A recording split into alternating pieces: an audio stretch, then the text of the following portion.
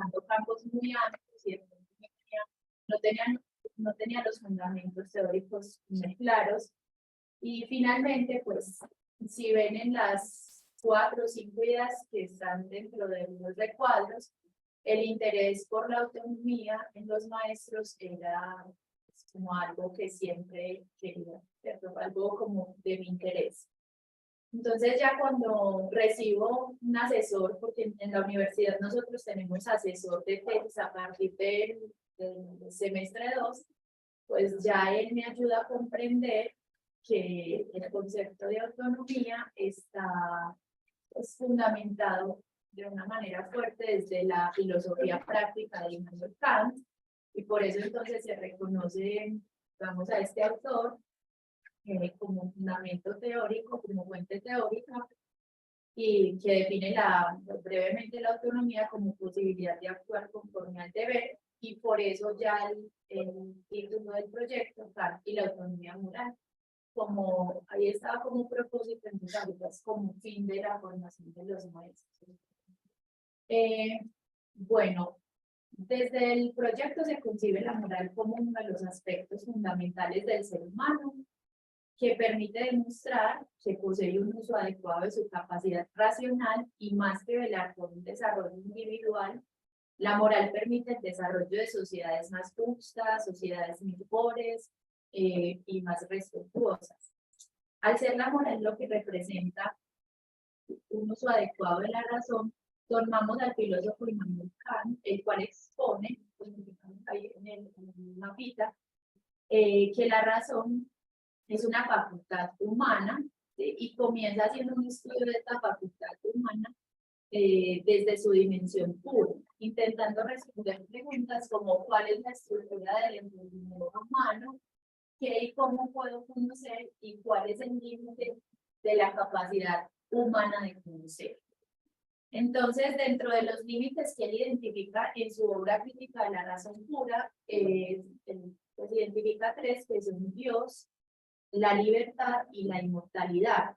Esto lleva pues a Kant a moverse hacia una dimensión práctica, que es donde que en esta dimensión práctica es aquella que tiene influjos sobre la voluntad humana. Entonces, la voluntad humana es ese carácter del sujeto, ¿sí? Y es determinada por sus inclinaciones inmediatas. Sin embargo, pues estas inclinaciones sabemos que pueden ser buenas o malas. Entonces, estamos llevando hacia tener una buena voluntad encaminando a la moral, o una mala voluntad encaminada hacia acciones egoístas, contingentes, individualistas. Y asimismo, pues es autora de sus principios, independientemente de influjos ajenos. Es decir, que se considera a sí mismo libre y parte del principio a priori de la libertad. Esta razón práctica se sostiene entonces en el concepto de deber. Su deber es que el querer sea válido tanto para el individuo como para la especie, bajo una condición pues, que Kant llama universal. El concepto de deber pues implica cumplir una ley, cumplir leyes de la moralidad, lo que indica tener una conciencia de esas leyes para la acción en donde los principios de las acciones sean máximos, que permitan tener una propia legislación moral. Entonces acá un concepto clave es nuevamente retomando la libertad. Desde la obra, desde el Tratado de la Paz Perpetua, Kant define la libertad como la posibilidad de las acciones que no perjudican a nadie, y allí en este tratado expone una idea de libertad exterior, que es en términos jurídicos una facultad de no obedecer a las leyes externas si no he dado mi consentimiento, es decir, que eso se puede equiparar a una obediencia razonable. La libertad es una idea que se le atribuye a todos los seres humanos, pero por el mismo carácter de idea no puede ser demostrada en la experiencia. De la libertad se deriva la moralidad como propiedad de la voluntad. Listo. Es expresada entonces a priori y no se determina en la experiencia. La propiedad de la voluntad de ser ley para sí misma es la autonomía. Se equipara entonces con el concepto de libertad de la voluntad. La autonomía permite actuar según la máxima que pueda convertirse en ley universal, en un imperativo categórico. Kant comprende que el desarrollo de una buena voluntad encaminada siempre a fines buenos no lo tiene el ser humano por sí mismo, entonces equipara el problema de la moral con un problema formativo. Pues el proceso de la moralidad, dice el autor, debe iniciar desde edades tempranas donde se desarrolla la capacidad de autogobernarse. En su obra Pedagogía completa la tesis moral cuando dice que la educación como arte lleva a que la especie humana se perfeccione de generación en generación. Entonces, como la moral del ser humano inicia en el terreno de la educación, se afirma que el ser humano no es educado más que por seres humanos que igualmente están educados. Para la teoría kantiana de la educación, no se concibe que un ser humano que no es moral o que no esté en camino hacia esa moralización eduque a otros. Un maestro bien formado es aquel que va en camino a alcanzar una autonomía moral. Se asume que para Kant esos aspectos procedimentales a los que muchas veces apuntan los procesos de formación de los maestros no hacen parte fundamental de un ser humano moralizado. Un ser humano que esté en este camino implica que él mismo, o sea, el maestro, se reconozca como un sujeto racional, capaz de guiar sus acciones hacia fines buenos, que actúe bajo los principios de la buena voluntad y libertad, y no esté bajo la guía de otros, para que sea el mismo quien se autogobierne y desarrolle su propio pensamiento para la toma de decisiones. Entonces, desde este contexto teórico, parte esta investigación para problematizar la autonomía moral como fin de la formación de los maestros y maestras, pues se identifica una disparidad entre la manera de entender la autonomía en el campo moral y la manera en que la autonomía se entiende desde el campo profesional del maestro en Colombia. Para sustentar un poco esta problemática se reconoce en dos perspectivas. Una es la perspectiva normativa, ¿sí?, que se encarga de regular pues, las políticas de la actividad del maestro, y otra es la perspectiva consultiva que se supone aborda la educación de una manera más compleja y es quien se debe preguntar cómo se debe formar a los maestros. Dentro de las perspectivas normativas, acá tengo como dos ejemplos. La primera es una resolución del Ministerio de Educación Nacional, en donde definen las características específicas de la calidad de los programas de licenciatura y obtención, renovación y modificación del registro calificado. Aquí tengo que aclarar que en Colombia las licenciaturas son los pregrados que pues, estudiamos los maestros en las diferentes áreas para desempeñarnos como maestros. Por ejemplo, yo estudié licenciatura en matemáticas, entonces por eso soy profe de matemáticas en el colegio. Entonces, pues en esta resolución no se alude en ningún momento a asuntos morales. Y hay otro ejemplo que es el Sistema Colombiano de Formación de Educadores y Lineamientos de Política. En este sistema aparecen 11 principios como que lo regulan y uno de ellos es el principio de la autonomía.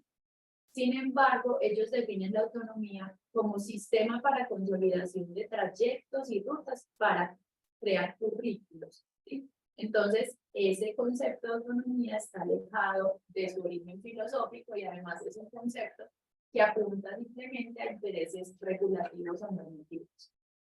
Por otro lado, dentro de la perspectiva consultiva, en Colombia tenemos el Laboratorio de Economía de la Educación, que pues es de la Universidad Javeriana de Bogotá. Ellos se encargan de poner información cuantitativa sobre el sistema educativo para que a partir de eso, ¿sí?, de informaciones cuantitativas, se tomen decisiones para la educación colombiana. Con esto, pues, se muestra que el asunto de la formación de maestros es muy complejo y ni siquiera los entes que regulan o los entes consultores miran los asuntos morales de una manera seria, ¿cierto? No la tienen en cuenta y en muchos casos está mal conceptualizada. La usan, yo creo que a veces más bien como un eslogan o como algo que ellos tienen que cumplir y poner ahí de formarse autónomos. Bueno, aquí rápidamente para la construcción del estado del arte, hay como algunos ejemplos Se hace un rastreo, en un inicio se hace un rastreo de trabajos que tuvieran las dos principales categorías que hasta el momento pues, yo había definido, que era autonomía y formación de maestros.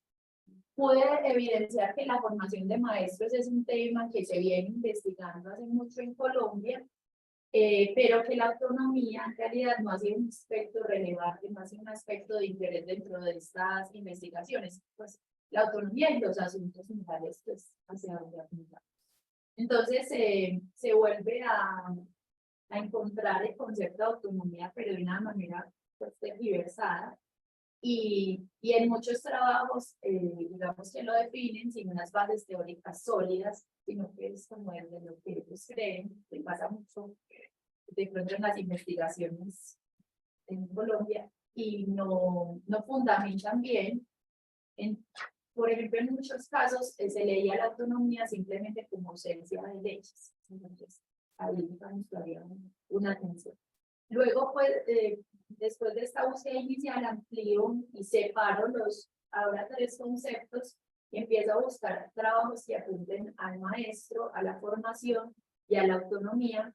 Ahí sí digamos que encuentro trabajos más sólidos, con una pues, teoría más clara, más juiciosos y pues con fundamentos teóricos sólidos que me permitieron además dar como otra mirada a mi interés investigativo. En lo que he observado hasta ahora, porque continúo leyendo trabajos y recibiendo sugerencias muy interesantes, pues no he encontrado alguno que encierre el mismo interés de esta tesis. Sin embargo, pues vamos a continuar en la búsqueda. Entonces, ya para finalizar esta parte del planteamiento del problema, retomamos acá desde su obra Pedagogía. En el apartado de educación física, acá dice que un hombre puede estar físicamente muy cultivado, puede tener un espíritu muy educado, pero estar moralmente mal educado y ser una mala criatura. Entonces, desde allí se identifica que la formación pues, desde los postulados kantianos debe responder fundamentalmente a asuntos morales y reconoce la importancia del desarrollo de la autonomía moral del maestro como parte de su proceso de formación. Entonces, para direccionar este proyecto, se construye la pregunta: ¿cómo contribuye la filosofía práctica de Kant para proponer la autonomía moral como propósito de formación de los maestros? Bueno, acá, digamos, están los propósitos de la investigación. Los propósitos han tenido diferentes cambios. De hecho, hoy tengo el verbo deducir en rojo porque se debe poner en tensión. Yo ya con la propia Ana María tuve un primer acercamiento en el que hablamos un poco de eso, sino que pues, no puedo, digamos, tomar decisiones muy apresuradas. Entonces, por ahora, el objetivo general es deducir la importancia de la autonomía moral como propósito de formación de los maestros a partir de la filosofía práctica de Immanuel Kant para contribuir a la ampliación del debate pedagógico en torno a este problema. Y se plantearon, pues, para alcanzar este objetivo general, tres específicos. El primero es presentar la arquitectura de la filosofía práctica de Immanuel Kant y su relación con la pedagogía como ciencia, problematizar la mirada instrumental de la formación de maestros desde la perspectiva de la pedagogía kantiana, y explorar la relación entre la autonomía moral y la formación de los maestros desde los aportes de la obra de Immanuel Kant. Entonces, en cuanto al referente conceptual, pues voy a centrarme en categoría principal, que es el concepto de autonomía moral y su relación con la pedagogía. Entonces, voy a hacer rápido, tengo un esquema para explicar pues, cómo se construye este concepto de autonomía. Y dice, se afirma desde Kant que el desarrollo de la facultad de la voluntad humana es lo mismo que hablar de la construcción de autonomía moral de los sujetos. Define la voluntad como la facultad de determinarse a uno mismo a obrar conforme a la representación de ciertas leyes. Cuando decimos ciertas leyes, se está refiriendo pues a esas leyes morales del ser humano, esas leyes morales que el ser humano de manera racional debía ser propias y pues tomarlas como sus leyes. Entonces comienza la construcción del concepto en la razón, pues porque para él la razón es el único instrumento adecuado que lleva al ser humano hacia un propósito digno. En este caso, pues el propósito de la buena voluntad. Entonces, él toma de la razón, desde sus dos dimensiones, toma elementos. Ahí pues desde sus dos dimensiones de la razón, entonces toma elementos desde la pura y la práctica. Aquí el concepto de deber pues es fundamental, como querer que vale dentro de la condición de universalidad. Dentro del deber hay dos tipos de acciones. Una primera acción es las acciones conforme al deber, que son acciones que responden a intereses egoístas, a placeres propios, a vanidades. Y ahí, pues, digamos que según Kant, hay una voluntad contingente. Y tenemos también unas acciones por deber, que son pues, de las que desprende la buena voluntad y tiene como principio la honradez. De ellas surgen las máximas kantianas, que estas máximas son las que mueven la voluntad a ejecutar la acción, y cuando esa acción es considerada como un fin último, o sea, no como un medio, sino como un fin último, se formula el imperativo categórico, es lo que ordena algo como fin absoluto, sin condición alguna, y Kant pues, se conoce pues varias formas en las que él expresa este imperativo categórico. Una de ellas es actúa de manera tal que la máxima de tu acción pueda transformarse en medio universal, es decir, que esa voluntad sea buena. Listo. Ahora, ¿cómo lleva pues, Kant este concepto de autonomía a la pedagogía? Entonces dice, aparece la idea de que el fin último de la especie humana es el progreso moral para comportarse cada vez mejor. Ese progreso moral no es un proceso que se pueda dejar al azar. El ser humano debe crear los medios que lo lleven al desarrollo de su autonomía. Entonces, él considera que únicamente a través de la educación el ser humano se deviene humano, se da forma. Plantea en su teoría de la educación 4 dimensiones por las que debe llegar a la moralización. Entonces, desde la educación física, él dice que está en la disciplina y la instrucción. En la educación práctica, entonces tenemos la culturización y la moralización. Pero esta moralización, digamos que sería la cuarta en el orden que lo expone en su obra, es a lo que se debe apuntar todo el tiempo, ¿cierto? Lo que se va a apuntar es a ese proceso de moralización que va, pues, vamos a devenir en un sujeto autónomo que se ve leyes a sí mismo, se autogobierna y actúe pues en las máximas de esa acción. Entonces, para Kant, un sujeto formado implica que cumpla con estas 4 características en este orden, y es, primero, debe ser un sujeto disciplinado. En la obra Pedagogía, que dice, pues hay una educación herciana que debe iniciar con cuidados, con disciplina. Entonces habla de la disciplina como la parte negativa de la educación, porque le quita algo al hombre y lo que le quita es su animalidad. Entonces dice, convierte la animalidad en humanidad.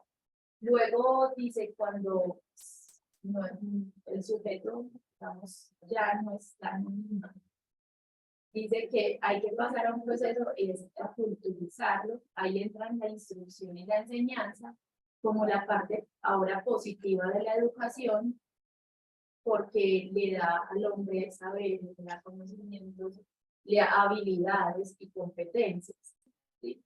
Luego entonces pasa a ser un hombre civilizado, donde debe desarrollar la prudencia y las buenas maneras para desenvolverse, digamos, con los otros. Es como también ese proceso de reconocer al otro como auténtico otro. Y bajo estas 3 acciones, que en general son acciones heterónomas, porque el ser humano está bajo la coacción de otros, Kant dice que se debe apuntar y dar elementos para que luego el sujeto vaya hacia esa moralidad. Recuerden pues como es un ideal, va a ser algo a lo que nunca se va a llegar, pero que siempre se debe estar apuntando. Entonces, ese es como el fin, ahí en un sujeto moral, entonces es en términos de su obra que es de ilustración, es que él pase de la minoría de edad a la mayoría de edad. Sin embargo, Kant reconoce que uno de los problemas principales de la educación y la formación es esa tensión entre el actuar heterónomo y autónomo. Entonces él dice, y él mismo se pregunta en su obra Pedagogía, ¿cómo es posible que a través de la coacción se pueda formar un sujeto pues, que vaya hacia esa libertad y hacia esa autonomía? Ahora, yo al inicio del trabajo se planteé una metodología que era bajo la filosofía trascendental de Kant, una filosofía trascendental que luego que reviso en la obra Crítica de la Razón Pura, me doy cuenta que no se puede trabajar porque lo que yo estoy trabajando son asuntos de la razón práctica y ahí sí es muy claro, de hecho yo puse acá dos citas que lo sustentan en que la moralidad y estos asuntos que es de origen empírico, ¿cierto?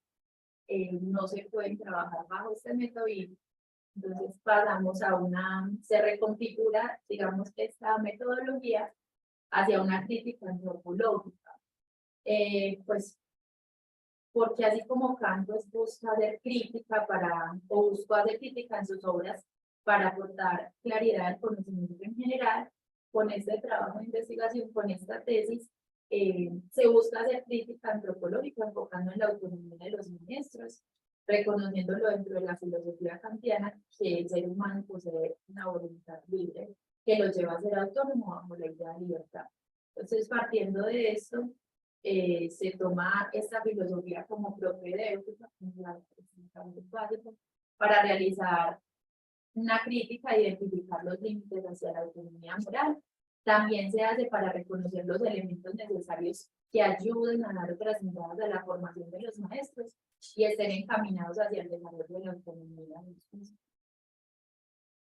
Creo que por ahora eso es en general lo que planteamos en el proyecto y apenas se está iniciando. Muchas gracias. Gracias a ti. Pasamos con Paola y luego las preguntas, ¿no? Para que no Sí. nos tardemos mucho en las preguntas y quede Paola sin poder presentar. Eso pensábamos.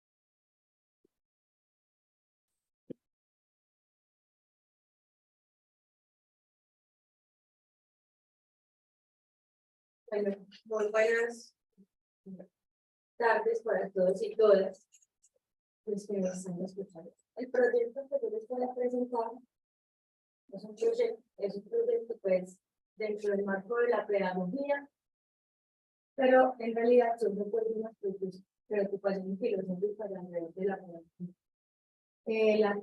Por ahora, la tesis se llama la experiencia como formación en la pedagogía filosófica de Pérez.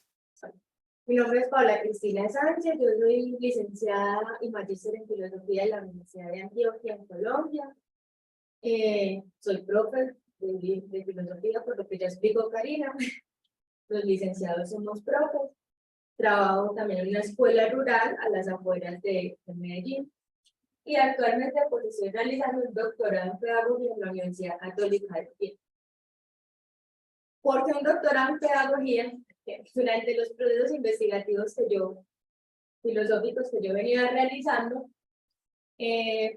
básicamente me encuentro al trabajar a Benjamin con que el problema del progreso humano, que era lo que yo venía trabajando desde la filosofía de la historia, desencadena irremediablemente en un problema en la formación humana. Es decir, los seres humanos estamos formados bajo unos paradigmas, unas perspectivas burguesas, decimonónicas, que no reconocen las necesidades, sí, la necesidad de hacer justicia histórica frente a los diferentes modos de barbarie que hay en las sociedades. Y mientras los seres humanos sigan anclados a esos procesos formativos y educativos, no se rompa ese continuum también en la formación, pues entonces sería imposible pensar otras formas de escuela, otras formas de, sí, de formas de vínculo,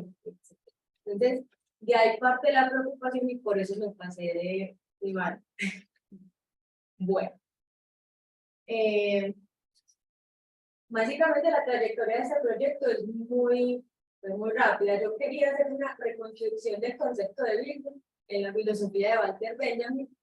Sin embargo, lo primero que me doy cuenta es que Benjamin no quiere reconstruir nada, sino que lo que nos da a entender es que hay que, digamos, destruir las dinámicas y las instituciones que han perpetuado los ejercicios de barbarie en todos los escenarios de la cultura para poder pensar unas nuevas formas de historia y de cultura y de sociedad y de formación que tengan en cuenta a todos los agentes que participan de la vida social. Entonces, pensándolo ya más desde una perspectiva de las teorías de la formación en pedagogía, hablamos de formación y experiencia, un análisis pedagógico filosófico desde Walter Benjamin, pero entonces ahí había un problema y era que yo estaba poniendo lo pedagógico filosófico como si fuera una metodología de trabajo y no era tampoco mi interés. Hasta que llegamos a que la experiencia como formación en la pedagogía filosófica de Walter Benjamin. Con esta forma de entender el título, digo dos cosas. La primera es que cuando hablamos de experiencia en Benjamin, que para mí es una de las categorías centrales de la obra, que atraviesa toda la obra benjaminiana, desde mi lectura, la experiencia para Benjamin es estarse formando si tenemos en cuenta el concepto de formación que viene desde las teorías del espíritu alemanas, el concepto de Bildung, donde la formación no es solamente la educación externa que recibimos de otras personas, de la familia, de la escuela, sino que la formación es ese proceso de sujeto consigo mismo, donde tiene que ser capaz de hacer crítica de las condiciones en las que vive, poder generar efectos acciones transformadoras. Y leyendo la obra de Benjamin, me doy cuenta que desde los primeros ensayos de la juventud y más adelante, piensa o ya había afirmado que este problema lo debía resolver la pedagogía, aunque todavía no era muy claro como lo que significaba pedagogía, pero propone una praxis diferencial que se llama pedagogía filosófica y básicamente dice que lo que él hace al pensar, pues lo que hace la pedagogía cuando piensa el problema de la experiencia es pedagogía filosófica. Entonces, ahí se tensionan, logro tensionar de manera más clara la idea del progreso moderno con los postulados críticos benjaminianos y dirigir eso hacia el problema de la formación. Obviamente, pues la trayectoria o la descripción de este proyecto parte toda de una fundamentación filosófica. Hay un problema en la modernidad y ese problema es la idea del progreso. Como desde la filosofía de Kant y Rousseau afirmamos que existe una facultad natural intrínseca en los seres humanos de la perfectibilidad y por ende entonces estamos obligados durante todo el transcurso de nuestra vida a progresar. El problema es que esa palabra de progreso, digamos más adelante Benjamin, es una palabra sin contenido. Lo dice en las televisoras, eso ya dice, no tiene contenido, está vacía porque ¿qué es progresar? ¿Qué significa ir hacia adelante? Pero eso es lo que estamos persiguiendo. Digamos que Rousseau es un poquito más precavido con la idea de la perfectibilidad humana porque él reconoce que la perfectibilidad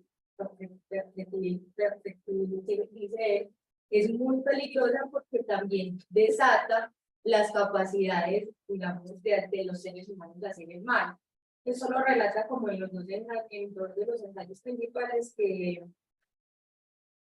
el origen de la desigualdad entre los hombres y se me olvida el nombre. Kant sí es completamente afirmativo frente a la idea de progreso, pero es porque Kant la mira, como lo explicaba ahorita Karina, desde una perspectiva moral. Eso es un problema porque él pensaba que progresar era muy fácil porque el hombre perseguía su beatitud, entonces iba a llegar en algún momento de la historia a ser bueno en sí mismo por alguna razón, pero no tenía, pues no es culpa de Kant, en ese de su época, no tuvo en cuenta que lo que venía después de él, no pudo tener en cuenta que lo que venía después de él era una época de revoluciones tecnológicas, industriales, científicas y políticas. Entramos en unos procesos de nacionalismos, totalitarismos y fascismos, y la idea del progreso se traslada más fácil hacia el lado material de lo técnico, científico y lo político, y no hacia el lado de la moralidad que pensaba Kant. Entonces lo que se genera es un cúmulo de daños, de barbarie, antisemitismo, ya todos más o menos vemos como la historia de estos finales del siglo XIX, principios del siglo XX estuvo marcada por las acciones más atroces de los seres humanos que uno no se hubiera imaginado que fueran capaces de hacer. El problema es que como seguíamos teniendo la perspectiva de la idea de progreso desde la filosofía kantiana, los daños que el progreso iba dejando a su paso los pensamos como daños colaterales de los que no tenemos que ocuparnos, porque en algún momento el progreso va a funcionar. Es una perspectiva de ir hacia adelante sin hacer frío. Benjamin diría, ahí hay una dificultad, porque si yo no me detengo a reparar o a hacer justicia sobre los daños históricos en el momento en que están ocurriendo, pues se van a acumular y nunca se va a detener la vara. No, cuando miramos el progreso, entonces lo vemos como un asunto antropológico, porque es una condición que el ser humano tiene que cumplir durante el resto de su vida. Y su proceso formativo indudablemente está ligado entonces a que hasta que durante el tiempo que viva hasta que se muere tiene que estar. Su formación implica progreso, ir hacia adelante. Y eso está ligado a unos procesos de novedad, aceleración y futuro, donde la categoría de como nunca en relación con las condiciones materiales del presente y mucho menos con las situaciones de barbarie que se acumulan en la historia de los vencidos. Bueno, cuando pasamos todo este contexto, digamos, histórico y filosófico, se formea la idea de formación y la idea de building, de ser humano se construye a sí mismo desde su autonomía, y pues lo que genera es, digamos, un simulacro sobre la formación humana, porque no nos está dando cuenta que se está formando una idea de futuro que nunca va a llegar, porque lo que está reproduciendo materialmente es la barbarie. Te diría Benjamin, lo que le hace falta principalmente a la experiencia actual del ser humano es materialismo, una mirada. El progreso como lo vemos hoy en día encierra una experiencia empobrecida, y esa experiencia empobrecida puede verse como desde diferentes, puede verse en diferentes posturas. Primero, el ser humano, una relación con el lenguaje donde los seres humanos, sus vivencias, no logran transformarlas en experiencia porque no son capaces de narrarse a sí mismos y comprender lo que están viviendo. Los seres humanos que han vivido la guerra, el horror, que han padecido, lo que entienden es que qué de transmisible o qué de significativo tiene esa vivencia que pueda ser transmitido a otros y entendido como algo bueno para mí mismo, que yo lo pueda convertir en mi experiencia. Es produce un enmudecimiento de los seres humanos que nunca logran reconocerse ni siquiera en lo que están padeciendo. El hecho de que no se pueda ni siquiera narrar la precariedad y la barbarie de entrada ya es una forma de reforzar la obsesión sobre los que ya han venido siendo primeros en la historia. Ahí es donde encuentro, pues en este, digamos, descripción, ahí es donde, ahí fue donde llegué, digamos, cuando terminé la investigación de maestría, y dije, bueno, esto se tiene que ir hacia el lado de pensar la experiencia, perdón, la formación desde el problema de la experiencia. El concepto de experiencia ha sido muy difícil de construir hasta el momento, porque a lo largo de la lectura yo es una lectura, digamos, sincrónica de Benjamin, obviamente en orden, desde sus ensayos de 1911 hasta la última obra de 1940, y pues por la forma de la escritura del autor, que requiere que uno haga un esfuerzo muy grande por contextualizarse, porque narra desde vivencias y experiencias, desde lugares comunes que uno tiene que ir a investigar para saber de qué está hablando, porque él habla mucho desde su vivencia en Alemania, en Berlín, en todos los lugares donde está. Pues hace un poco complejo decir que Benjamin tiene una definición exacta de lo que es la experiencia, pero en este momento, y ese es el proceso en el que estoy ahora, como en el primer capítulo de la tesis, y es tratar de encontrar la evolución de ese concepto de experiencia en la obra de Benjamin, que él considera que entonces ya no, digamos, desempobrece la experiencia tradicional del mundo ilustrado. Varias ideas, pues en general, tengo aquí, por ejemplo, encuentro alrededor de sus obras, sobre todo las de Madurez, algunos elementos, yo diría, pueden ser simbólicos sobre el niño, el juguete, el paseante, el coleccionista, el narrador, el escritor, la laboriosidad, como elementos necesarios para que el ser humano pueda, pues pueda tener experiencia del mundo, y de ahí, cuando decimos experiencia del mundo, es que pueda narrar eso que está viviendo.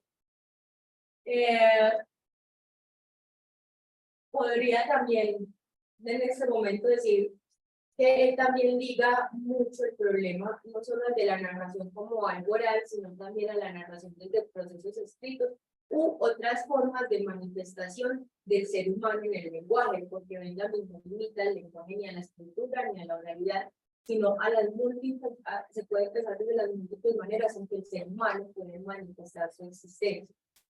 Entonces, hice pues como he ido recogiendo a lo largo de las obras lo que me ha permitido pues elaborar el concepto de experiencia superior. Y lo he ido elaborando bajo la pregunta de cómo el sentido de experiencia que recogen estas imágenes que arroja Benjamin en sus textos aplican para una actualización también de la idea de formación, en la medida en que sostengo desde el principio que formarse, que tener experiencias es lo mismo que formarse, se equiparan ambos conceptos. Bueno, no me puedo detener ahí a leer todas las citas. Y si uno está adelante, hay un problema con la manera en que se ha leído a Benjamin desde la pedagogía, desde la crítica al progreso y desde la relación pedagogía y filosofía. Cierto, de Benjamin se han hecho muchas lecturas y en la mayoría de los casos son lecturas muy limitadas, entonces, o muy poco cuidadosas, entonces eso ha hecho muy problemático un rastreo del autor que le permita a uno ir más allá del propio autor o para tener como base secundaria. En relación a Benjamin y la pedagogía, encontré varios textos que hablaban de Benjamin en la época de la información, por ejemplo, límites de las posibilidades para la crítica de la cultura. Cuando me iban los textos me daba cuenta que quienes lo habían pensado en términos pedagógicos lo estaban pensando en términos educativos, para que no sirve Benjamin en la escuela. Y de entrada, pues tenemos que pensar que dentro de las ramas de la pedagogía que estaría Benjamin es desde la teoría pedagógica, porque él está pensando el acto de la formación, de cómo el ser humano se construye a lo largo de su existencia, independiente de la institución en la que esté recibiendo educación exógena por educación. En cuanto a la crítica al progreso y a la experiencia, pues sí hubo, digamos, un encuentro más amplio con varios autores. Hay una que más bien muy interesante que ha sido Silvia Viñales, porque ella ha encargado, por ejemplo, mucho de pensar el problema de la experiencia y ese asunto que tiene Benjamin conjugar, hacer otro, es decir, tener vivencias que podamos convertir en experiencias narradas.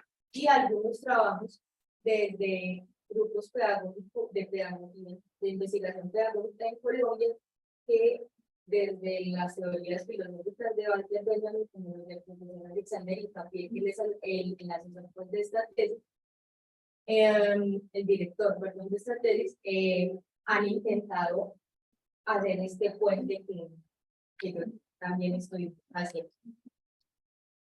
Y en la relación pedagogía y filosofía he encontrado algunos textos interesantes también de Silvia Viñales, por ejemplo, cuando piensa la experiencia y la narrativa en Walter Benjamin, me da bastantes elementos para comprender por qué es la narración como forma de la expresión del lenguaje humano en múltiples facetas, la que permite dar cuenta de que se está teniendo experiencia en el mundo. Bueno. Obviamente ya elaborar el proyecto, pues, bueno, ¿cómo lo justificas? ¿Cuál es la pregunta? Hay un problema con eso, es que lo primero que le preguntan a uno es eso porque es pedagogía y no es filosofía, es una pregunta que es bastante común y uno diría, pues, por el vicio que tiene la sociedad de dividir los saberes como si fueran cosas aisladas, pero pues obviamente hay una justificación y la da el propio Benjamin en sus textos. Se puede asumir la idea de experiencia de la pedagogía filosófica de Benjamin como una actualización de la formación no afirmativa. Cuando hablamos de no afirmativa, estamos hablando, por ejemplo, pues ese concepto viene sobre todo de Dietrich Penner, que cuando describe qué es el concepto de formación en pedagogía, dice toda pedagogía y toda teoría de la formación y de la educación que se haga con un sentido crítico que pretenda sacar del trabajo las bases de la barbarie que tiene la educación. ¿Está? Elaborar otra cosa es no afirmativo, como cuando en términos dialécticos de la teoría crítica hablamos de una dialéctica negativa, una dialéctica mediana. En 1914 Benjamin dice: la pedagogía filosófica, que es la praxis que puede rescatar los valores de una parte de la sociedad que ha sido borrada y silenciada dentro de la historia. La pedagogía filosófica es una praxis donde la juventud y los valores culturales se confrontan para lograr una crítica que sacuda las bases de una pedagogía que no conecta su teoría con las necesidades reales del espíritu de la sociedad. O sea, ahí ya estamos leyendo de entrada una base materialista una mirada muy materialista de la historia. Y cuando Benjamin habla de la juventud, pues ahí hay que hacer una aclaración, es que Benjamin habla de la juventud y de la vejez como dos disposiciones del espíritu humano hacia la acción. La juventud por la disposición revolucionaria, crítica con las intenciones de cambio, y la vejez como aquella postura que dice, ya todo está dicho, ya todo está hecho, aprendan, reproduzcan. Esa es la postura de la juventud. Pues en una postura burguesa. Si hablamos del contexto, digamos, de la época de Benjamin, y si lo trasladamos pues al presente, también podemos encontrar esa misma en la escuela, por ejemplo, es uno de los lugares donde podemos encontrar ese, no hay nada que cambiar, aprendan, reproduzcan y sigan adelante. Entonces, por eso, para Benjamin, la praxis pedagógico-filosófica solamente puede ser desarrollada por los niños. Lo que justifica también pedagógicamente este trabajo es que lo que Benjamin propone es una praxis. El concepto de praxis, si lo vamos a mirar desde Aristóteles, y después lo podemos encontrar también en Dietrich Penner,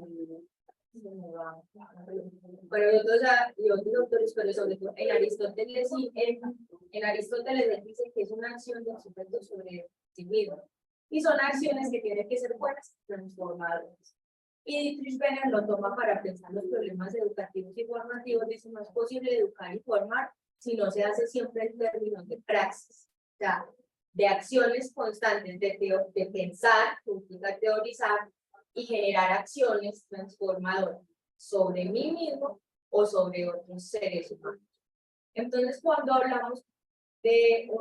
Benjamin nos habla de una praxis, evidentemente nos está hablando de un asunto que se relaciona directamente con la disciplina pedagógica, que si hablamos de este campo disciplinar, pues es el que se encarga formalmente de las praxis sociales y humanas, siendo la praxis general la praxis pedagógica como metodología. Luego tuve que justificar cuál era la relación del problema de la formación con el campo de la filosofía. Entonces ahí hubo que mirar que es que nosotros la filosofía nos habla de educación desde Platón, yo diría que desde antes, pero hice con una muy rápida línea del tiempo, pues, en la que, por ejemplo, si miramos a Platón, él nos dice la educación en República, nos dice la educación como un camino hacia la virtud y el terreno del inteligible. Y si miramos eso que tiene una connotación profundamente moral, Platón no está hablando de instituciones que educan, sino que está hablando de construcción del ser humano. Lo que diríamos en términos de subjetividad, la construcción del sujeto. Y él dice, cuando se va a la academia, lo que se hace es la formación del sujeto gobernante en la verdad, el bien y el dominio de las pasiones. Y estos son procesos formativos. Y lo vamos a modernizar, no procesos de building, no procesos de educación escolarizada. Chacón y Cobar entonces sobre la lectura que hacen del pensamiento de Platón sobre la educación. Dicen, la educación es un proceso de transformación interior que busca la esencia de la persona, es decir, conocerse a sí mismo y se encuentra inmediatamente relacionado con la justicia y con la posibilidad de formar hombres justos. Entonces, cuando me le preguntan la relación de la forma de los problemas pedagógicos con los filosóficos, es que los problemas filosóficos son pedagógicos, pero no tienen todo su base en la filosofía. Cuando bajamos a la Edad Media, los padres, la patrística, San Agustín, Santo Tomás de Aquino, San Buenaventura, lo que hicieron es que pensar que el ser humano se forma y se perfecciona para la vida eterna. Entonces no importa ocuparse de los bienes, de los asuntos materiales y terrenales, sino siempre estar cultivando ese espíritu para poder llegar al bien supremo, que debe ser Dios. La idea medieval se seculariza para la aparición del Renacimiento de la época moderna, y aparece la idea de formación desde el progreso humano, como la describía ahorita con Rousseau, con Kant, e incluso la podemos encontrar en Hegel, porque podríamos decir que la fenomenología del espíritu, por ejemplo, es un gran tratado sobre formación humana, sobre todo por esa parte en la que explica cómo en la dialéctica del momento con el mundo es que se convierte, pues se transforma, se crea a sí mismo. Una manera muy... Pues yo tengo algunos distanciamientos con Hegel, pero hay que asumir que incluso Hegel se ocupó del problema de la formación humana y llega a un punto en el que dice que no avanzaría más porque igual eso es un asunto que le corresponde a otra ciencia, que es la pedagogía. Porque ya para la época, Hermann estaba desarrollando una disciplina independiente, un campo de disciplina científico independiente denominado pedagogía, construyendo una pedagogía general como texto básico. Aparecen Pestañas y Hermann.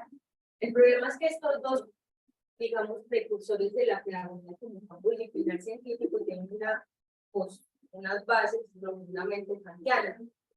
Si nosotros miramos la pedagogía general de Herbart y miramos, por ejemplo, el canto del cisne de Pestalozzi, es muy fácil identificar cómo en estos textos la estructura es muy similar al texto Pedagogía de 1803 de Immanuel Kant, donde ellos casi que están dando un recetario de cómo se tiene que educar y formar al ser humano, sin tener en cuenta todas las aristas que el mundo real le presenta a ese proceso de formación tan perfecto, a ese camino tan perfecto.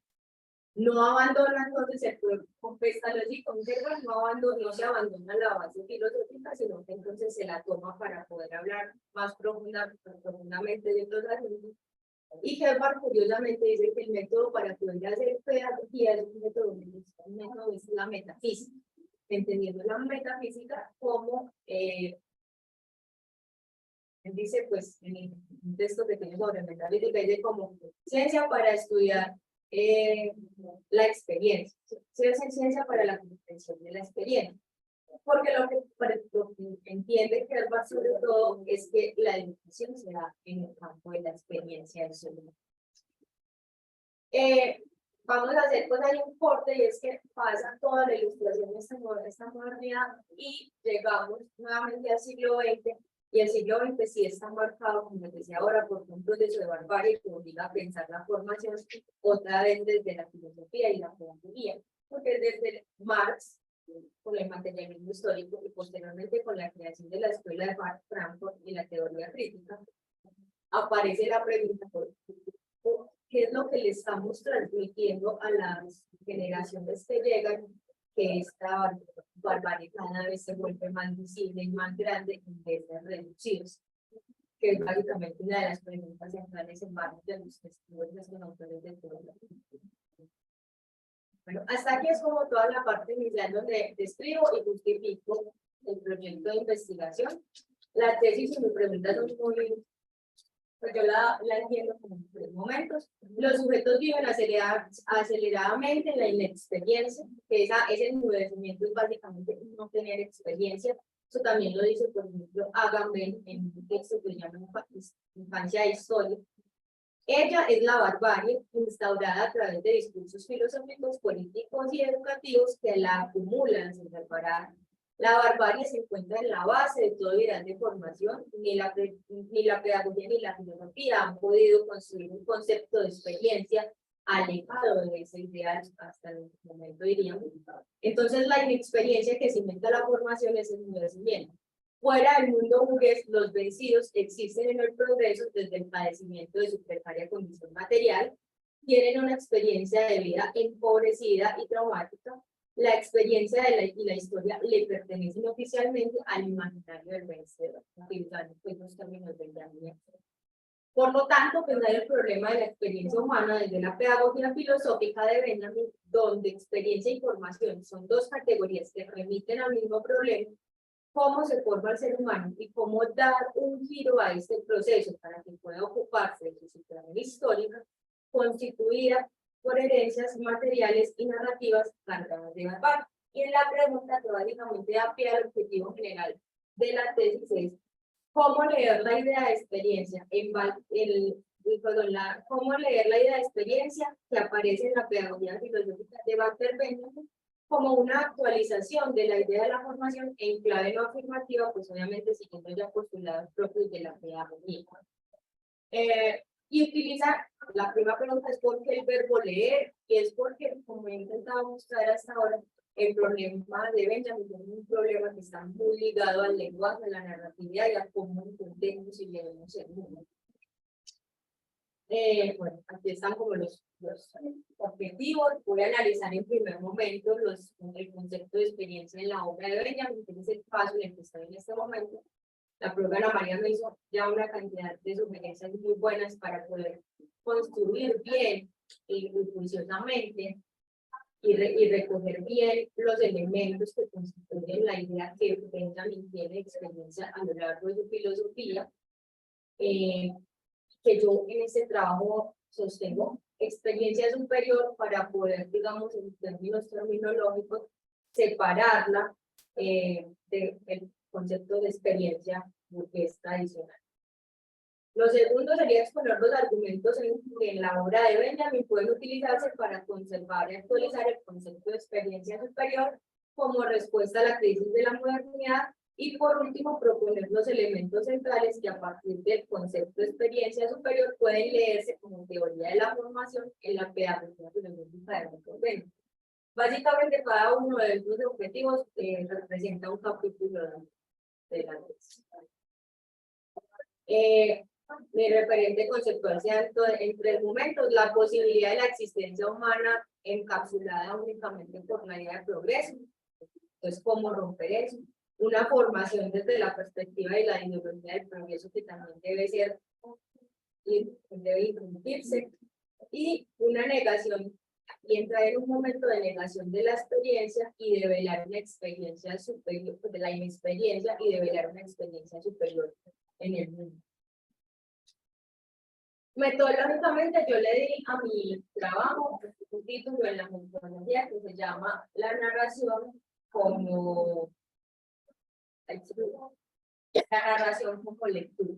¿cierto? Y hago pues una construcción teórica del dominio de Benjamin. Yo parto de que el lenguaje para Benjamin tiene dos connotaciones, una connotación ética y una connotación estética. La ética es que nosotros desde el lenguaje tenemos que aprender a valorar, es decir, a juzgar, hacer juicios de valor morales sobre las diferentes situaciones del presente. Y eso implica un reconocimiento de la historia, una reparación de la historia. Y el lenguaje, que es lo estético, puede servir como la herramienta para esa forma de lectura, pero no es el lenguaje, digamos, el espíritu, no es el único. La narración como lectura implica observar desde la lejanía la laboriosidad infinita de la persona o del filósofo, del materialista histórico, que intenta develar toda esa barbarie y hacer irrupciones en el transcurso de la historia, hacer un puente entre el lenguaje general y el lenguaje humano y crear la posibilidad de la experiencia superior, que es formación, y lo que significa es que el ser humano pueda narrarse en su devenir disipando el conocimiento de la parte. Y pues ya para terminar con este asunto de la metodología, en lo que viene escribiendo últimamente, pues, en términos más, digamos, pragmáticos, me doy cuenta de que la obra de Benjamin, cuando se lee, como la estás leyendo, es que uno puede hacer una lectura, como les dije, sincrónica, empezando desde 1911 y terminando en 1940, pero a la hora de abordar el problema y trabajarlo, puede hacerlo sincrónicamente, sino que tiene que ir saltando en diferentes periodos de la obra, diacrónicamente, porque él, en varios textos, por ejemplo, La madurez, retoma ideas que había expuesto al principio de sus ensayos de juventud y que uno tiene que tenerlos en cuenta para poder comprender por qué sigue. Entonces, al final, uno elaborando cada momento, el de la experiencia, el de la formación, se da cuenta que tienes que ir puntualmente a esos escenarios donde Benjamin se ocupa y cómo se ha venido ocupando.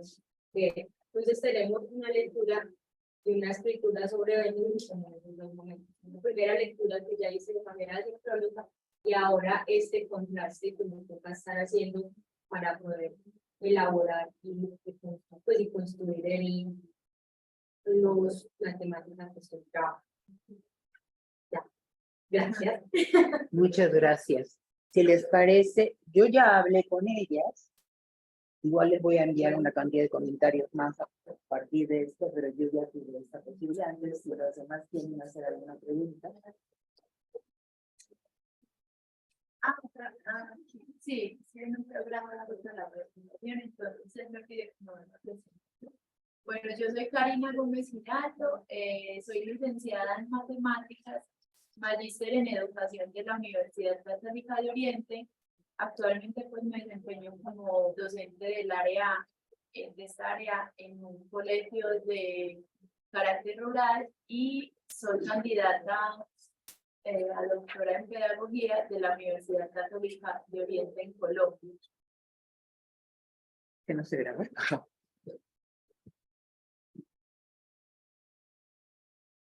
¿Tú no tienes ninguna pregunta, por lo menos, sobre Benjamin, que es tu tema?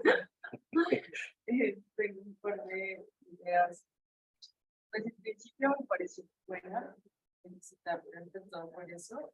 Yo creo que en el tema cuando hablas del progreso y toda esta idea que tiene mucho de la frustración y la racionalidad frustrada, por así decirlo, que es muy kantiano y que se supone pues que el futuro promete mejoras, pero no está ofreciendo como nada.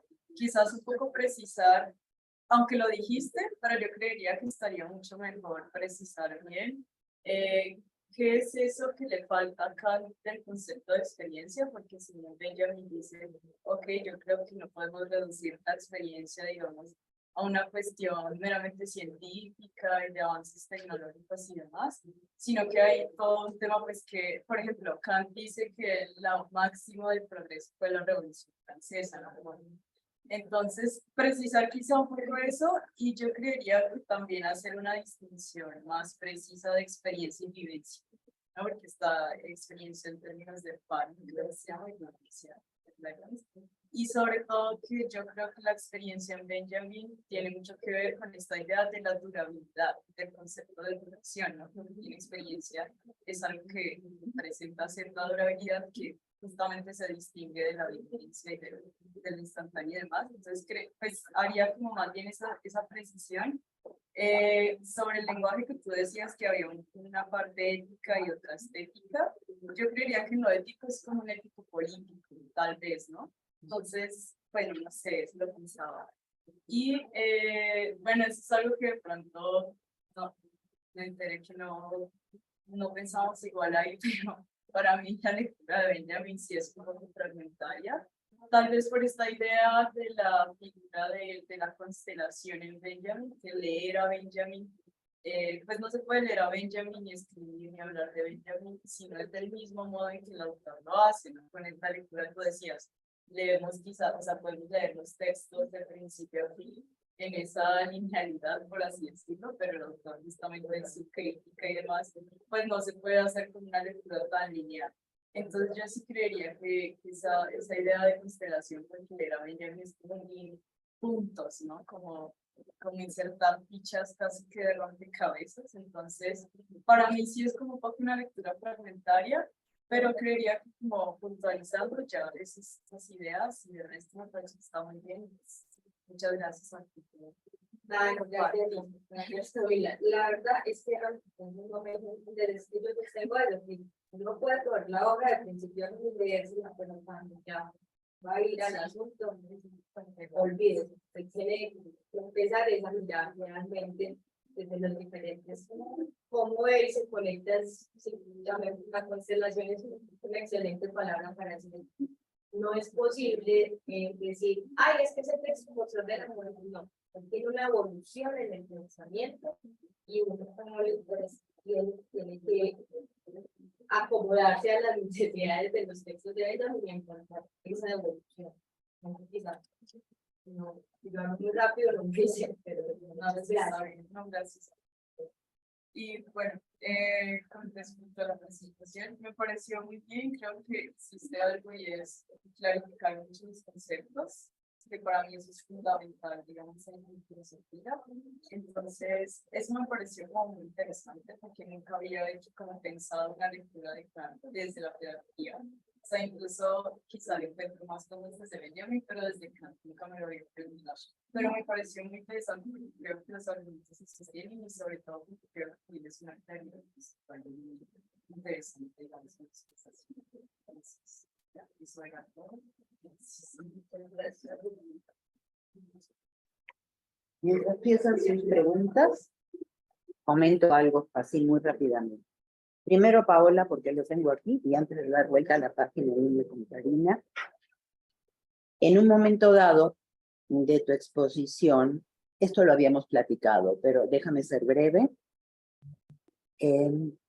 Pareció que haces una analogía entre experiencia empobrecida y aquello que viven los vencidos o los pobres. En Benjamin esto no es así, ojo, porque a veces son justamente los bárbaros o los vencidos los que pueden transmitir una experiencia de vida y social enriquecedora, en el sentido de que va acompañado de narrativas, narraciones, canciones, literatura a veces, poesía, arte en general, pero también va acompañada de una preocupación por el lenguaje, de rescatar su propia lengua, por ejemplo, la lengua de los bárbaros. Si lo precisamos en América Latina, las lenguas indígenas, es decir, los vencidos, tienen que contar su propia historia en sus propias lenguas indígenas. Y luego, el tercer punto, que son las críticas de Benjamin a la noción de experiencia en Kant, que es en Kant y en la Ilustración, que es la parte de lo espiritual, ¿no? Que se ha malentendido muchas veces, pero que ayudaría mucho a pensarla como cultura, ¿sí? Si lo pensamos como cultura, la parte de la espiritualidad, modernizando, si quieres, quizá excesivamente el término espiritualidad, porque integraría la parte de la religión, ¿sí?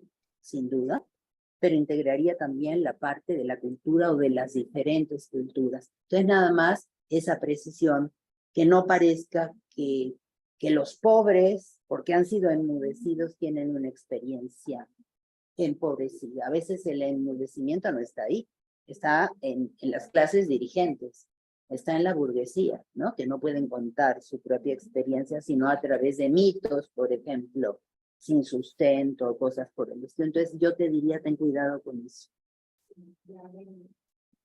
Para las dos, en la filosofía en general, una cosa es la moral y otra cosa es la ética. Sin embargo, en ambas se puede pensar una distinción fundamental. Ninguna de ustedes dos lo aterrizó ahí, pero se las digo muy rápidamente. Tanto la moral pueden ser las reglas, los principios, la enunciación de valores, de axiomas algunas veces, como en la ética. La ética trata de principios, trata de valores. Pero está la otra parte, que es la parte interesante. En el caso de la ética, si prefieres hablar de ética en lugar de moral, implica el ethos. El ethos tiene que ver con los comportamientos que engloban, fíjense, toda la noción de experiencia, de hecho. La parte del lenguaje, la parte de la espiritualidad y la religión, la parte de la cultura, que me parece importante y que tiene que ver en última instancia con comportamiento. Formas de hacer, formas de escribir, formas de transmitir la propia experiencia en general en el mundo, ¿no? Entonces, no crean que únicamente la ética o la moral se refiere a grandes normas, ¿no? Sino que también está este otro lado. Y muchas veces, una moral, por ejemplo, en el caso de la moral burguesa o ilustrada, para pensar en Kant, esa moral ilustrada, o luego va a ser la moral burguesa, no entra en tensiones muy fuertes con la parte de los comportamientos, ¿no? Entonces no es ni la ética ni la moral, digamos, una realidad homogénea, ¿sí? O sea, podemos encontrar tensiones entre la parte normativa, ¿no? Y la parte práctica, las conductas, y sobre todo el cuestionamiento que la gente hace de sus propias conductas, porque eso también es el ethos. Eso también es la moral de la gente que se interroga sobre su propio comportamiento. Y esa interrogación, como sabemos, se puede integrar como crítica, en términos de Benjamin, o como ilustración, en términos de Kant. No el Kant de la pedagogía, ojo, yo les he insistido que tenemos otros Kant que hay que revisar. Bueno, por suerte están terminando de leer, o ya lo hicieron, El conflicto de las facultades, que les va a abrir la cabeza muchísimo para hacer nuevas interrogantes. Pero creo que hasta les conviene a las dos, ¿no? Conocer esto. Pero en el caso de Paola ya habíamos comentado el texto interesante es que es la ilustración de Kant, para reubicar a ese Kant menos normativo, ¿no? Menos de regla, que cuando te lanzas a interpretarlas, se viene abajo la consistencia o la homogeneidad. O sea, la posibilidad de interpretar una regla está abierta. Kant creía que no, que había una sola manera, que la norma hablaba por sí misma. Ninguna norma habla por sí misma, y siempre interpretaciones de la norma. Por cierto que Kant no cree eso. Eso es uno de sus problemas, y por eso después de Kant ha tenido que venir gente a plantear otras cosas, ¿no? Entonces, eso... recuerden que en Kant tiempo y espacio no están ahí en el mundo. Entonces, cuando metan la cuestión de la historia, o la cuestión del tiempo, la cuestión del espacio, en el caso de Kant, acuérdate, Karina, que esto está en el sujeto trascendental, ¿no? Y no está en el mundo, y entonces ahí es donde entran conflictos a los que Kant no les puede dar una respuesta única. Estaba el conflicto que habíamos platicado entre la obediencia por una parte y la posibilidad de construirte a ti mismo a partir de tus propias reglas. La obediencia institucional o la obediencia a la autoridad o al poder. O fíjense, al poder de las normas, pensando que Kant pone siempre como ejemplo de todo esto el mundo jurídico, por lo tanto la ley, ¿no? Y como todos sabemos, donde hay ley, y reglamento, hay interpretación. Por ejemplo, el caso aquí de la universidad es muy claro. Cada vez que llega una nueva administración, sacan un libro gordísimo que se llama Interpretación del Reglamento Universitario. Está el reglamento, pero sin una interpretación que esa administración proponga, la ley estaría incompleta, ¿no? Entonces, es interesante tomar eso en cuenta, incluso como pregunta para Kant. Oye, que está la ley, pero la ley sola, sin la manera como la debemos interpretar, y a veces no es una cosa nada más de definiciones, ojo. ¿Cómo vamos a definir autonomía? Por ejemplo, aquí en el caso de México, ¿no? La UNAM es universidad autónoma, ¿no? Entonces, ¿cómo vamos a definir la autonomía? Como tantos autores, tú has leído varias maneras de entender autonomía, tú también, ¿no? Bueno, ¿cómo lo vamos a entender? Y ahí entra un primer dilema, si quieren. Bueno, no sé si primero, pero es un dilema importante, ¿no? Entonces, eso en términos generales, luego vamos a seguir hablando con ustedes y entonces en cualquier momento que puedan necesitar apoyo y demás, con todo gusto charlo con ustedes y les mando algunas cosas. En la distinción entre teoría y práctica, hay un librito de Kant que se llama Teoría y Praxis. Y Kant dice, cuando hay un problema en la práctica es porque falta teoría. Eso es determinante en Kant, porque yo creo que lo tienes que criticar. Tienes que criticarlo fuerte porque él cree que todo se resuelve en la teoría. Y la teoría también tiene que ver con la ley y con el establecimiento de leyes. Y ojo, porque en la práctica, por ejemplo, ese conflicto entre barbarie y lo que sería la parte civilizatoria o cultural, que puede ser el socialismo o lo que sea, en el caso de Benjamin, sin duda, implica que la práctica, o sea, los que se levantan contra sus enemigos, ¿no? Entonces, contra ellos puedes elaborar prácticamente otras formas de pensamiento y otras formas de autonomía, es decir, otras normas, ¿no?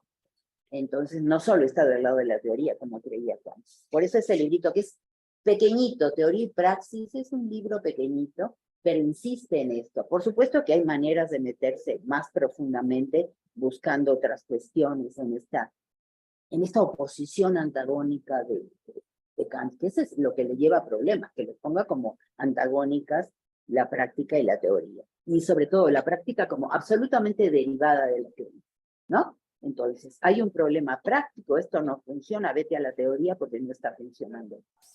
Autores posteriores del mundo de la epistemología, como Bachelard, que es un pensador francés muy interesante, es un racionalista idealista, ¿no? Pero es interesante porque él dice que la teoría es práctica. Y dice, un ejemplo de que la teoría es práctica es toda la teoría de la óptica en la física, que la óptica trabaja a partir de implementos, instrumentos o tecnología, como puede ser un microscopio.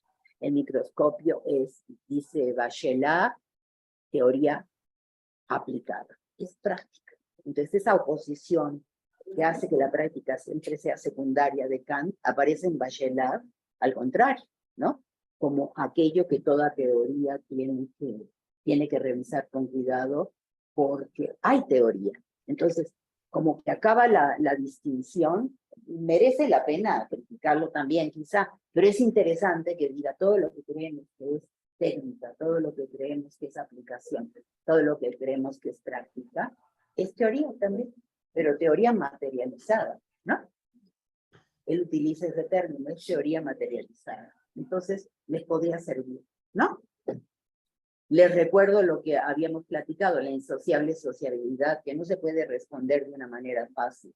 O sea, vives como individuo autónomo, pero vives rodeado por una sociedad determinada, no solo por una autoridad vertical o una sociedad vertical, ¿no? El soberano, el príncipe, el rey, el presidente, el rector, etcétera, etcétera, al que tienes que obedecer, sino que además hay todo un espacio donde lo necesitamos, porque necesitamos vivir en sociedad, pero se vuelve preocupante y parece que te resta individualidad, ¿no es cierto? En el sentido formativo.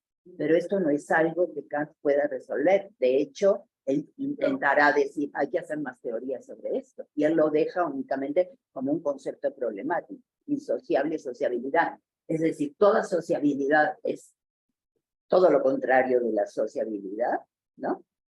Y este juego entre los dos conceptos les puede ayudar mucho. Y acuérdense que esto está en sus textos de filosofía de la historia, ¿no? De pedagogía, que son estos textos. Y aparece también en el conflicto de las facultades, si lo leen con cierto cuidado, porque la filosofía, que no debe ser una facultad, que debe estar a la base porque debe ser enseñada, digamos, desde que los niños entran a primaria, porque ahí te construyes como un sujeto libre, ¿no? Ahí también entra la cuestión de que los niños tienen que aprender esta relación extraña, paradójica, que en el caso de la crítica, la primera de las críticas, Kant la dejaría de fuera, es decir, el lenguaje científico no admite la paradoja, pero sí la antropología, que estaría por encima de la filosofía práctica, ¿no? Tú hablabas de filosofía práctica. Antes de la filosofía práctica está la antropología o antropología filosófica. Y aparte está la primera de las críticas, es decir, la parte epistemológica o la teoría del conocimiento. Pero entonces la parte práctica y luego la parte estética, que sería la crítica del juicio, que pertenecen ambas a la antropología, ahí sí se permiten paradojas. Entonces ahí Kant es mucho más flexible y es mucho más interesante. Y para que no tengas que leer la crítica del juicio, hay un texto que se llama, se puede llamar Primera Introducción a la Crítica del Juicio, o Segunda Introducción a la Crítica del Juicio. Son dos porque a él se lo publican en dos momentos y él modifica cualquiera de estos dos textos. Y las va a ayudar muchísimo, te va a ayudar sobre todo muchísimo a Karina, porque hay un esquema de las relaciones entre la filosofía kantiana y te puede ayudar. Es más, en forma de esquemática, ¿no? Ahí puedes ver los conceptos que te va a ayudar mucho. ¿Alguien está? Erika. Erika, sí, puedes hacer tu comentario. Ok, no tenía ni silenciado el micrófono. Muchas gracias a las dos, Karina, Paola, por presentarnos sus investigaciones. Me parecen bien interesantes.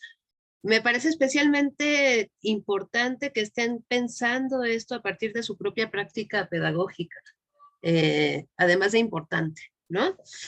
Entonces, para Karina, un par de preocupaciones, y Ana María ya se fue por esa línea y se ve que ya ha trabajado contigo. Bueno, ya dijiste en tu exposición que vas a problematizar el concepto de autonomía y sí me parece muy importante justo problematizarlo. Dos preocupaciones respecto de la filosofía sistemática kantiana, porque en efecto, la propuesta de las tres críticas es una mucho más rígida, como dice Ana María, que de otros textos, como los de filosofía de la historia, que es la Ilustración, etcétera, ¿no?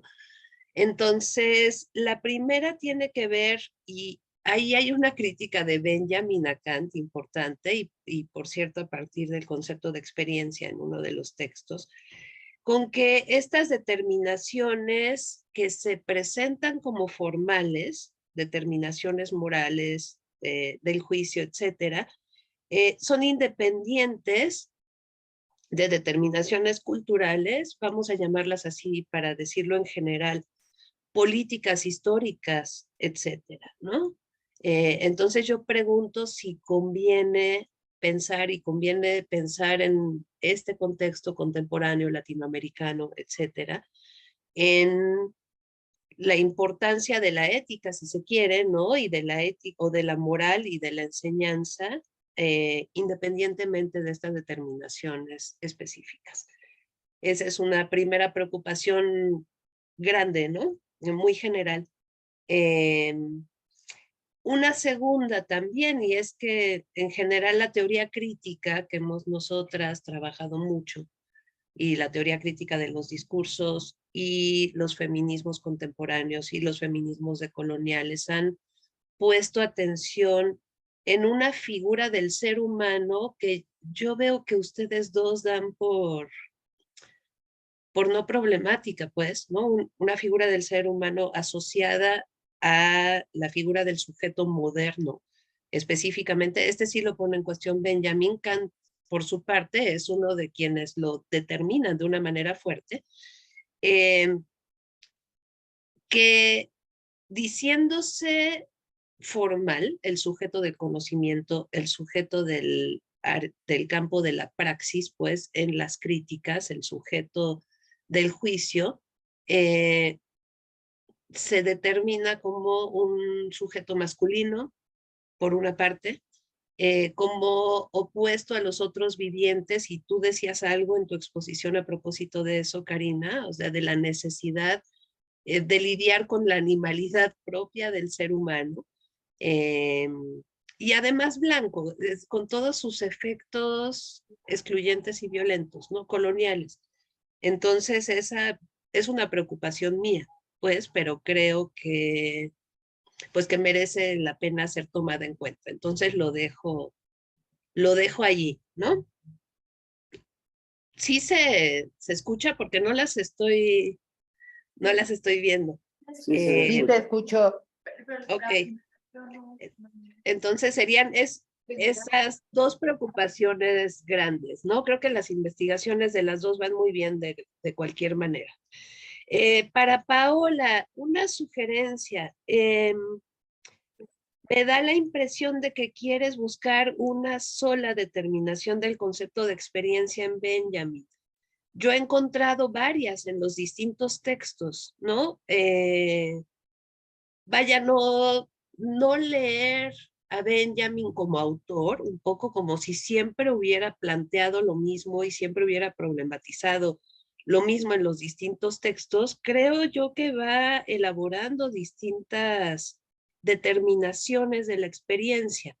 Uno es el del programa de una filosofía futura, ¿no? Todos los textos sobre Baudelaire la trabajan de otra manera, en la obra de los pasajes, en discusión con distintos otros textos. Entonces creo que hay una riqueza allí que conviene tomar en cuenta para lo que tú quieres trabajar, ¿no? También en mi lectura, un comentario.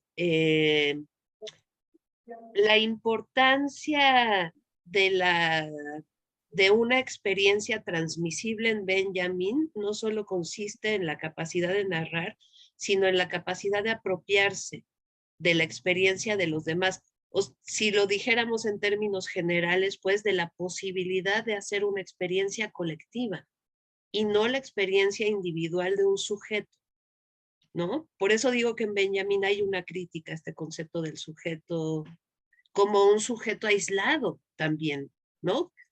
Cuya libertad reside en sí mismo nada más. Y no, Benjamin nos enseñaría que hay, en mi lectura, claro, en distintos textos, hay sujetos colectivos, ¿no?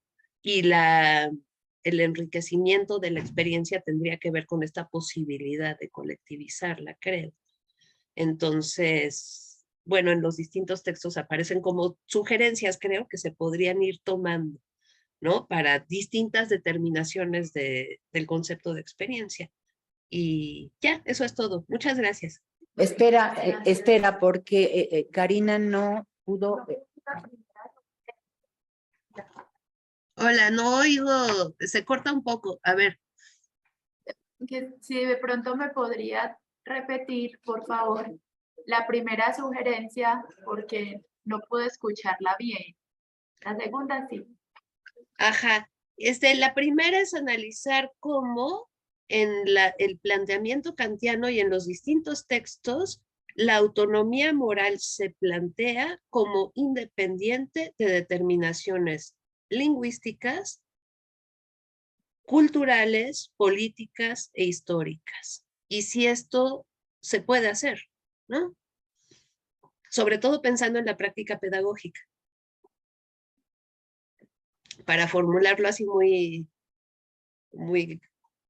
resumidamente. Uh-huh. Lo mismo que Benjamin le va a decir a Kant en Que el se programa queda de la... corto. Tienes que meter lengua, tienes que meter historia, tienes que meter espiritualidad, cultura, religión.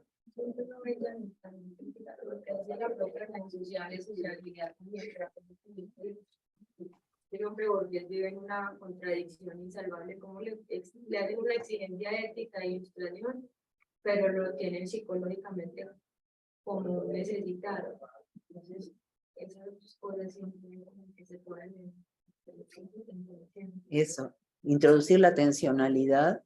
Benjamin lo hace, pero tú vas a tener que introducirlo en Kant como tu postura frente a Kant, de por qué no nos sirve. Claro, o porque hay que actualizar a los autores, ¿no? Hoy no podríamos decir esto, quizá ni siquiera en la época de Kant, porque ahí a finales de la Ilustración empieza todo el pensamiento romántico, que empieza a ponerlo en cuestión también, sobre todo alemanes, entonces ahí van a poder. Pero sí acabaste, Erika, muy bien, ¿eh? Muchas gracias.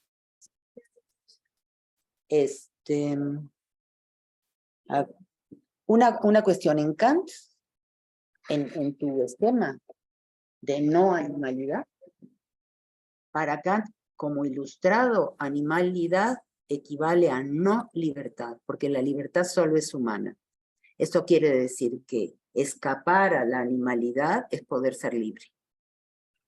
Más que ser una crítica como ahora haríamos con aquellos que creen que los animales son inferiores, para Kant en particular, algunos otros filósofos ilustrados también, algunos incluso modernos que todavía están escribiendo en el 19 y el 20, lo animal es lo no libre. La libertad es exclusivamente un rasgo humano.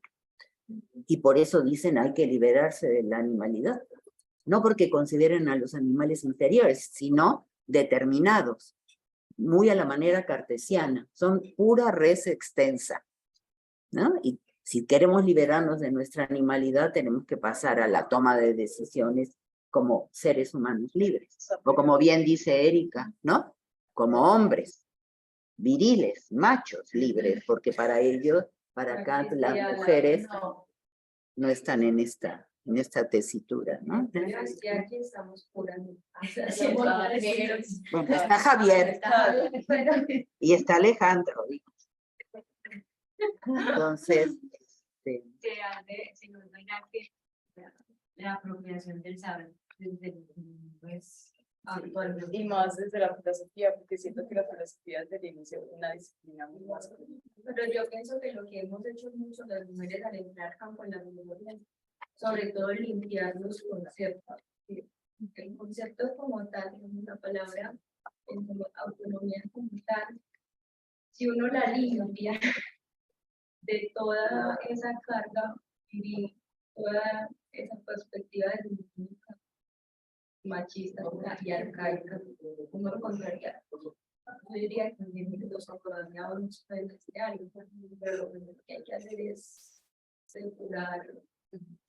por ejemplo, a ti que te interesa lo que nos excluye precisamente a otras, a los que estamos fuimos o hemos sido oprimidos históricamente. Y a ti que te interesaba la cuestión de la mudez que debe evitarse, la autonomía se puede entender como toma de la palabra por parte de las mujeres, las comunidades indígenas, ¿no? O sea, la toma de la palabra ahí es fundamental. Y hacerlo en tus propios términos, que quiere decir incluso en tu propia lengua, no en español, para pensar en toda nuestra América Latina y nuestra América indígena, ¿no? Que además no es una, son varias, porque son distintas lenguas. Como que hay una identidad de lo uno, incluso en esta idea del historiador tradicional, es el hombre blanco, Exacto. tal. Conceptos que no se cuestiona que sean universales cuando en realidad pertenecen a la historia europea y pertenecen, por ejemplo, a toda esta cultura burguesa del que tú hablabas, ¿no? Entonces, Pero es que hay que limpiarlos para poder reconocer todas las formas de existencia. pero también conviene recordar que a veces hay que reinventar conceptos, porque a veces no basta limpiarlos, están tan atravesados filológicamente y etimológicamente que no puedes, ¿no? Entonces vas a tener que plantear, y eso es lo que están haciendo los feminismos, ¿no? Planteando nuevas nociones, aún a partir. También pequeñito, que ahora recordaba, cuando hablabas de lo del progreso, no dejar como de lado esta idea de la linealidad del Benjamin, que yo creo, pues me imagino que la desarrollarás ya en la tesis y demás, pero yo creo que esta idea de progreso y de ver es una idea muy lineal, ¿no? Y yo creo que es importante sí hablar un poco de eso, porque Benjamin, en tesis sobre filosofía de la historia, dice que es un concepto pues vacío y homogéneo, ¿no? O sea, y esa dirección irreversible de que pensar que el pasado es algo clausurado y no se puede seguir pensando, y sobre todo que no está vigente, como para darnos cuenta que estamos repitiendo justamente como esos problemas del pasado. Pues yo creo que es importante cuando menciones esta idea de la crítica al progreso, sí va a ser ahí como un apunte de que eso va mucho con la crítica a la linealidad. Y al historicismo, que es una escuela histórica, historiográfica, que Benjamin aborrecía y relacionaba, o sea, para él el historicismo es siempre historicismo burgués, que son los que piensan el tiempo en efecto, ¿no? ¿Verdad? Camila, como una línea temporal que va del pasado, pasa por el presente y va rumbo al futuro, siempre de manera mejor, como hubiera dicho Kant, ¿no? Y es lo que se pone en cuestión. Y también es una crítica mucho como a la socialdemocracia, esta idea de que el futuro promete mejorar. Por supuesto. Y esta idea marxista, ¿no? Que lo que dice Benjamin es que hay que frenar justo ese tren, ¿no? Usar el freno de emergencia para en el presente saldar esas deudas que se tienen como con el pasado. Yo por eso diría que Benjamin sí va a la política. Pero hay dificultades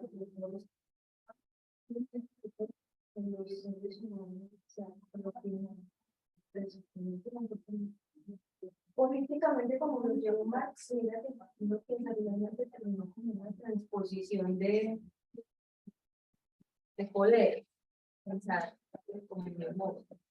Pero Benjamin dice, no, es que es el ser humano oprimido el que puede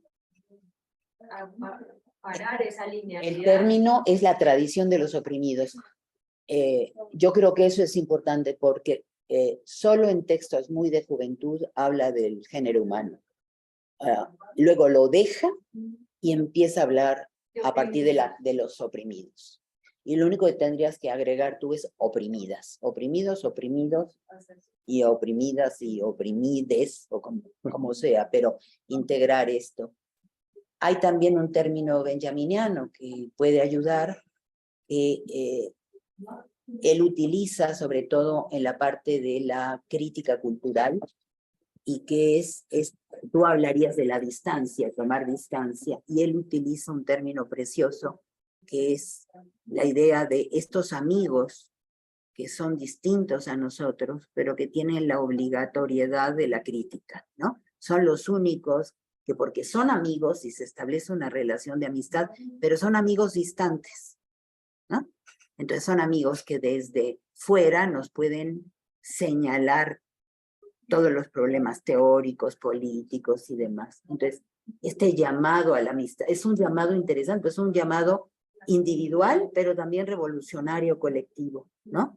De estos amigos distantes. Y es una figura bien interesante de Benjamin.